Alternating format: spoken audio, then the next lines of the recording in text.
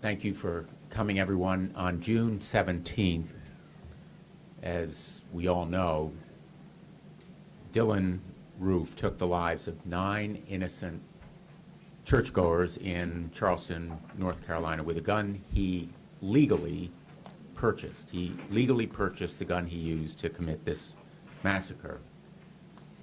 He was able to do so despite serious red flags in his background, including prior arrests on drug charges and a drug addiction. His purchase was approved, not because he passed a background check or ever would have or could have under current law, but because the background check simply took longer than 72 hours. The arbitrary deadline, 72 hours, allowed him to purchase a gun he never should have been allowed to obtain. He immediately used that gun to commit a heinous and hateful act of mass murder.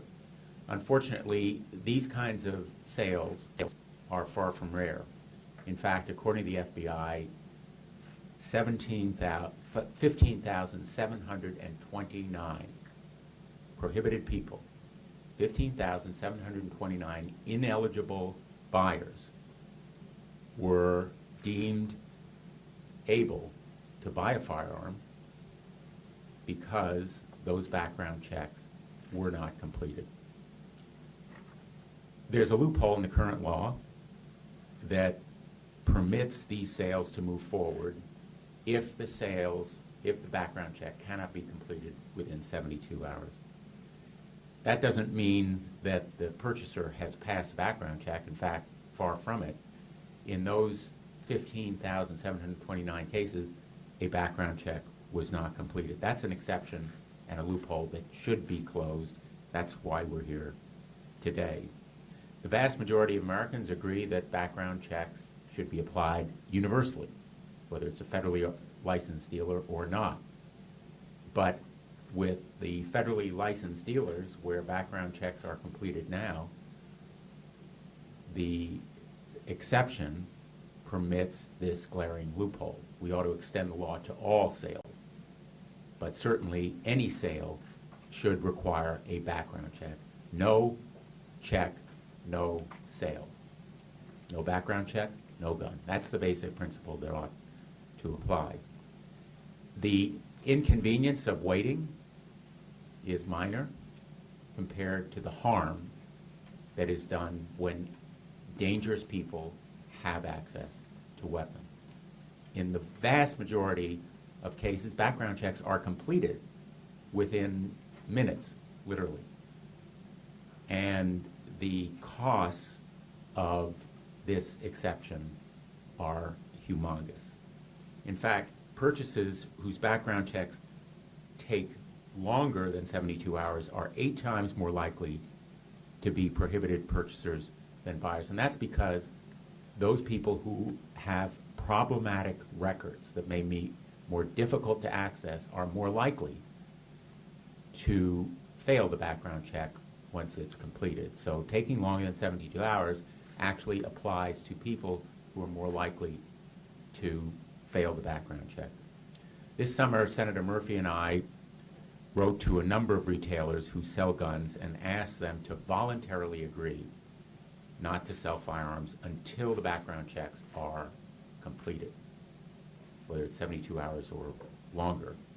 And we received positive responses from a number of them, including Walmart, Sports Authority, Dick's Sporting Goods, and Dunham Sports. But a number of the major ones either failed to respond or refused to voluntarily abide by this rule.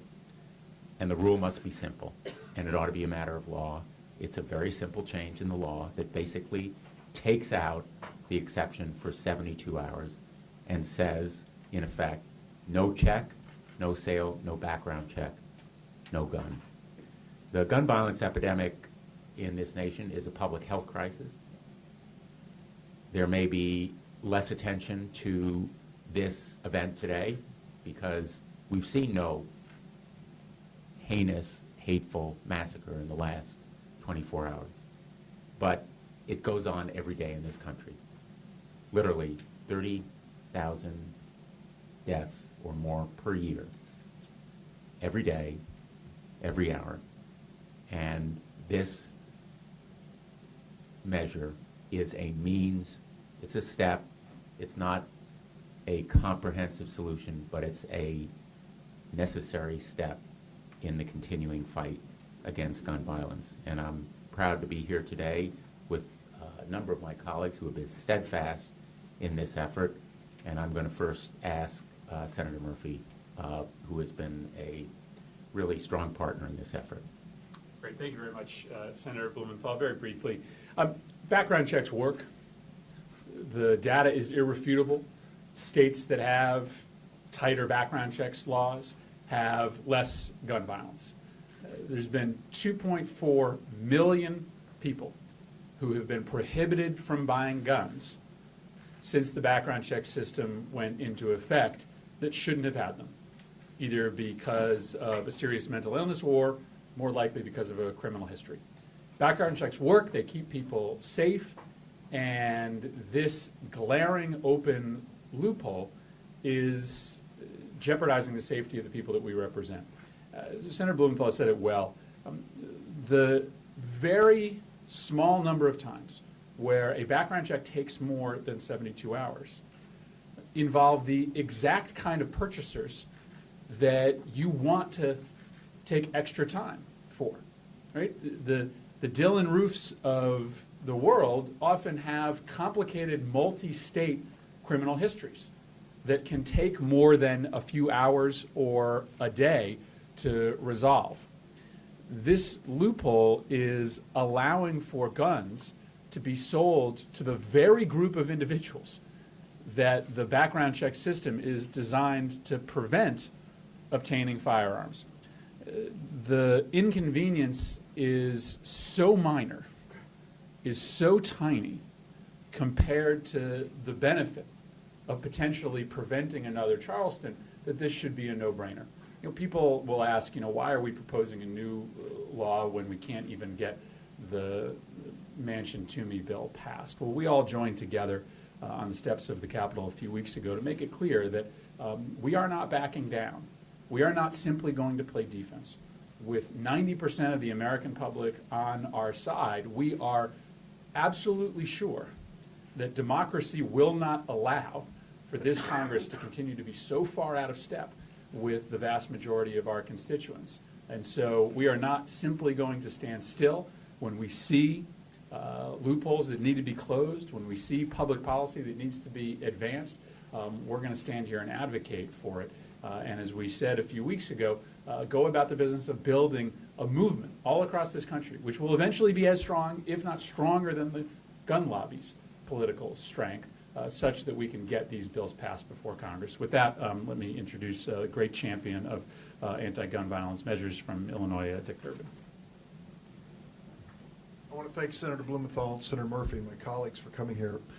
If you ran a daycare center and the law in your state said that you couldn't work there if you had a record of being a sexual predator, and you wanted to do a background check, would you quit after 72 hours? If you were trying to hire someone to be a security guard, to guard some critical facility for our government, and you wanted to find out whether they were disqualified for a felony offense, would you quit the background check after 72 hours? Well, of course not. And that's what this is about. This is one of the simplest, most straightforward bills I've seen. 12 lines. Some of our colleagues are overwhelmed by huge bills that just boggle their minds. This one's very simple, and it's very straightforward. And it makes a lot of sense, because each day in America, 297 people are shot, and 89 of them are going to die. We want to make sure they're not shot by convicted felons and people with a history of serious dysfunctional mental illness. And that's what this bill is all about. I'm happy to co-sponsor it. Hi, I'm here proudly to stand with my colleagues and to thank Senator Blumenthal for this very straightforward bill. 15 years ago, I can't believe it, I marched in the Million Mom March with my then new grandson, relatively new, who's now in college, so he was about 4 at the time. And I marched not only as an elected official, but as a mom and a grandma. And, you know, again, this bill is so straightforward, I'm just going to not reiterate what it does. It's common sense. It's beyond common sense. Now, I'm just going to give you a few facts very quickly in a minute and then leave and introduce our next speaker. But every day, 7 children and teens die from gun violence. Think about it. We can't accept the fact that children in the U.S. die by guns 11 times as often as children in other industrialized nations. This is enough. When a disease is out of control, what do? When Ebola became a crisis, we sent 3,000 of our troops overseas to battle the epidemic. When the measles reappeared in my home state, we called the CDC and they intervened. Well, we've got to intervene in this epidemic. And this is a very straightforward, simple way to start, because we're not going to just sit around while this becomes the usual way of life here in America. I want to close in this way. So many people are fatalistic about the situation. Oh, it's so out of control, what can we do? I want to give you a really good news story from my state. We have taken very strong action in California. We have almost 40 million people. And we have strong background checks. We have mental health help. We have all the things, I think, pretty much that a lot of us want to see. Well, what happened? And this, I think, is news because I just learned it myself. Between 1993 and 2010 in California, we have seen a 56% drop in gun violence. 56% drop. So knowing that information, not even going into what happens abroad, we know it can be done. So Senator, thank you for giving us this chance, this very simple, straightforward bill. We got to move forward, and it's my honor to introduce a real leader on this, the great senator from Virginia, Tim Kaine. Hey, good morning to everyone. You know, I'm so proud of Virginia, and what I most love to do is talk about things that are going right in Virginia. But if you love your state, you also have to be able to look in the mirror and talk about things that aren't going right. And in the aren't going right category, with an exclamation point, gun violence. Center for American Progress recently did a study of states, and they came out with a report about Virginia, and there's 4 basic findings. More people are killed by guns than die in automobile accidents in my state. We're one of the largest exporters of guns to other states in the country. We used to have a rule restricting purchases to 1 handgun a month. The previous governor in Virginia and legislature scrapped that after it was successful for 15 years, and now we're a great exporter of weapons. High usage of guns in crimes of domestic violence in Virginia. And 4th, sadly, we have an unusually high incidence of mass shootings in Virginia. In fact, I was governor in 2007 when we had the worst school shooting in the history of the United States. 32 students and faculty killed and another 17 injured at Virginia Tech in April of 2007. The good news is, as Senator Boxer said, there are things you can do to make it better. The shooting at Virginia Tech would not have happened but for a glitch in the background record check system. And so what we learned painfully through the loss of those 32 people and all the families that were affected is the better background record check system you have, the safer you will be. The test isn't can you eliminate every crime or every gun crime. The question is can you make a society safer? And we learned with a lot of scar tissue after Virginia Tech that you can, and if you have a better background record check system, you will. And that's why I'm so supportive of this bill. To strengthen our background record check system. And this is one of the principles that we stood together for on the steps a few weeks ago, and we're going to keep advocating for it.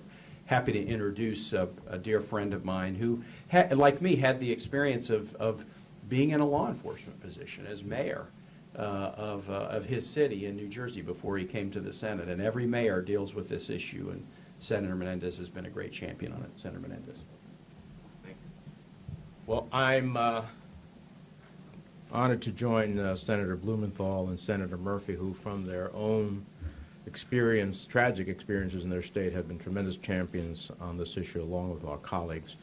And, you know, I think that the statistics defy logic. We have more guns than people in the United States. We have more federally licensed firearm dealers and pawnbrokers than McDonald's in the nation. In 2015, to date, we've had almost more mass shootings in the days of the year. But we can do something about it, and I think it's a political choice that we can make to change it. We have a legal system that has too many holes and too many ways for people who shouldn't have a gun to get a gun. We put good, hard-working people into law enforcement jobs to keep these guns off the streets of our communities, but then add riders to the budget, making it nearly impossible for these men and women to actually do their jobs. We've talked about the power of the free market to solve our country's problems, but then we stopped the free market from doing its job by insulating gun manufacturers from liability. We've required federal firearm dealers to perform background checks, but then we've created an underworld of gun purchasing where at gun shows as many as 50% of gun sales go without a background check. And we've created a dedicated team of law enforcement to conduct background checks, but then we give law enforcement only 3 days to complete them. None of these loopholes help responsible gun owners, but all of them help those who might want to commit the type of acts that we have seen the tragedies unfold in communities across the landscape of this country. That's why we're here today. And so I have a simple view that this legislation basically has a very simple premise. Don't jump the gun. Don't jump the gun. Perform a reasonable background check and wait for the results before you hand someone a deadly weapon. Because if you don't do that, then you might as well be loading it for them. Thank you, and I look forward to working with you. So in Massachusetts, we have had one of the biggest billboards in the country, and was on the side of Fenway Park. It's where you could see it from the turnpike, and had a counter on it. And when I was running for the United States Senate, I go by it sometimes because you do lots of traveling around the state. I go by it sometimes 2, 4, 6, 8 times a day. And every time look to see what the number was. And when I come back by it, think about how the number had changed. When I heard about the children at Sandy Hook, my very first thought was the counter will now go up by 20, because that's what that billboard does. It kept track of how many people are shot here in America and killed.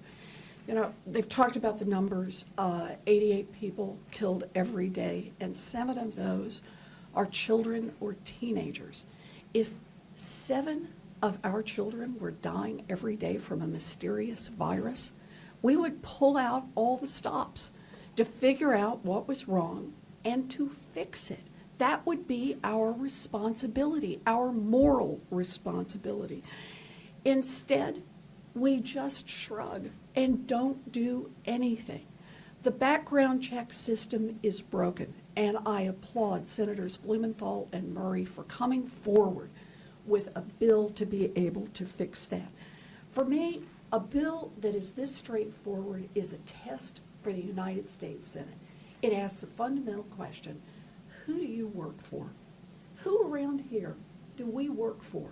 Do we work for the families who have stood at gravesides, burying their children, their loved ones, and said, never again?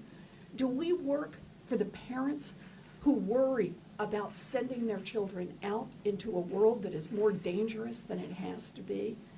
Do we work for the people who want sensible gun legislation? Or do we work for the NRA? Because so long as we don't act, we make it clear that this Congress works for the NRA. Well, not me, not my colleagues. We are here to say we work for America's families, and we are going to provide sensible gun legislation. It starts with closing loopholes. So thank you very much, Senator Blumenthal. Thank you, Senator Murphy.